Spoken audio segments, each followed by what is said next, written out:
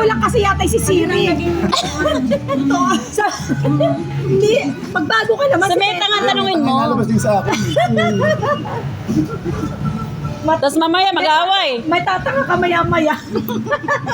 Basta saging lang at bibingka. Teka, sabi pa yun ni Meta. Oo nga, tanungin mo kung anong papataas ng potasyon. Nagagawa ka ng kwentong. Abo, bibili ko si Dennis dun sa Tanggawin. May palisdaan. Kasi may May mariposa. palisdaan. Bibingka? Libing ka. Oo, yun yung papataas na ano. Ha?